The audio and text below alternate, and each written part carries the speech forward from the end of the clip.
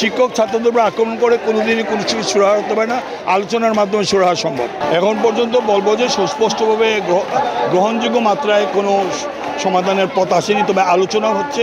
আমরা মনে করি আলোচনার মাধ্যমে ফয়সলা সম্ভব। তবে আমাদের ছাত্রদেরও যে দাবি সেখান থেকে সরে আসা সম্ভব নয়। এই অর্থে যে বাজেট বৃদ্ধি ব্যতীত, বাজেটে তারা যা চেয়েছে যে বিশ্ববিদ্যালয়ে তা বাস্তবায়ন ব্যতীত আসলে কোনো সমস্যার সমাধান হবে না।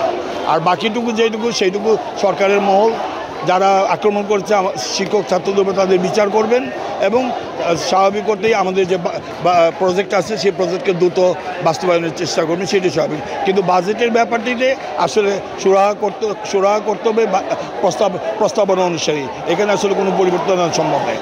আর সরকারকে আমি বলবো দ্রুততম সময়ে এটি আলোচনার মাধ্যমে নিশ্চিত করা। আলোচনা চলছে, সেই আলোচনাকে বাস্তবায়ন করা, সেই আলোচনাকে সঠিক পথে নিয়ে যাওয়ার দায়িত্ব সরকারের। এলএমই সার্টিফাইড বিশ্ব সেরা কপারে তৈরি ওয়ালটন কেবলস, যা আপনার স্থাপনাকে রাখবে সব সময় নিরাপদ। এটা ছিল অতীতের সরকারগুলোর চরিত্রের ধারণা এবং পোষণ। কারণ এখানে একই সময়ে একই বেনুতে আরও আগে একটি দল এসেছে, তাদেরকে এখানে আপ্যায়ন করা হয়েছে, আর আমার ছেলেমেয়ে আসতে পরে তাদের উপর অত্যাচার করেছে। আমি মনে করি এটা অতীতের ধারাবাহিকতাই চলছে। এইভাবে প্রশাসন চলতে পারে না। শিক্ষক ছাত্রদের উপর আক্রমণ করে কোনোদিনই কোনো কিছু সুরাহা হতে পারে না, আলোচনার মাধ্যমে সুরাহা সম্ভব। এই যে 24-এর যে নতুন বাংলাদেশের এই প্রথম পুলিশ শিক্ষার্থীদের উপর যে পুলিশের যারা অতি উৎসাহী হয়ে আক্রমণ করেছে তাদের বিচার করতে হবে। আসলে পুলিশের চরিত্রগত পরিবর্তন দরকার। আমি বলবো যে পুলিশকে বুঝতে হবে যে যারা শিক্ষার্থী তারা তাদেরই ছেলে, তাদেরই কারো ভাই, তাদেরই মেয়ে, তাদেরই কারো বোন।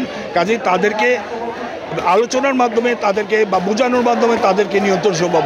লাঠি দিয়ে, টিয়ার গ্যাস দিয়ে আর ওই ছড়াগুলি অথবা সাউন্ড গ্রেনেড দিয়ে ছাত্রছাত্রীদের নিয়ন্ত্রণ সম্ভব না। এটা 3 দিনের আন্দোলনের কোনো প্রয়োজন ছিল না। এটা আমরা এখানে আসার আগে সমাধান করা সম্ভব ছিল। আমি বলবো এখানে গোয়ার্তমির কিছু নেই। সরকারকে বুঝতে হবে যে দাবি দেওয়া যৌক্তিক, ছেলে মেয়েদের প্রয়োজন অনুসারে তারা দাবি করছে। এখানে তারা কোনো অতিরিক্ত কিছুই চাচ্ছে না, বা এখানে তারা একটা পদপদবিও চাচ্ছে না। তারা যা চাচ্ছে তাদের থাকার একটা ব্যবস্থা করে দিতে, আর যতদিন ব্যবস্থা করছেন না ততদিন পর্যন্ত তাদের সহযোগিতা করতে। সরকারের শুভবুদ্ধি উদয় হবে এবং যেভাবে সময়ক্ষেপণ করছেন পরবর্তীতে এর ফলাফল ভালো হবে না। সরকারকে এটা উপলব্ধি করতে হবে। দ্রুত ঘেরাওয়ের পরে সুস্পষ্টভাবে যে সিদ্ধান্ত হয়েছিল, লিখিত সিদ্ধান্ত আমাদের কাছে এখন আছে যে বাজেট বৃদ্ধি করা হবে, সেইটি করা হয়নি।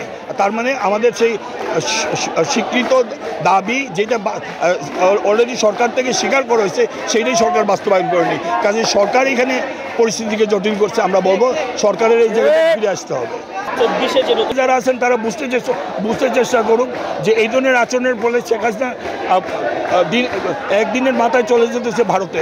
এখন যারা ক্ষমতায় আছে তাদের তো বড় রাজনৈতিক ভিত্তি নেই। কাজে তারা যদি ছাত্রদের সাথে এই ধরনের আচরণ করে তাদের অস্তিত্ব কী হবে তাদের বোঝা উচিত।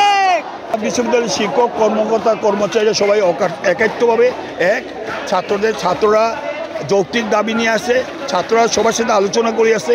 কাজে এখানে বিকল্প কোনো চিন্তার সুযোগ নেই। আমরা সবাই এক এবং অভিন্ন। আপনার পক্ষ থেকে অন্তর্বর্তী সরকারকে কি ধরনের বার্তা দিতে চান আপনার পক্ষ থেকে জানতে? একটাই মাত্রা, দ্রুততম সময়ের মধ্যে বাজেটের ব্যাপারটিকে নিশ্চিত করে ছাত্রছাত্রীদেরকে তাদের ক্লাসে ফিরে যাওয়ার সুযোগ করে দেওয়া উচিত।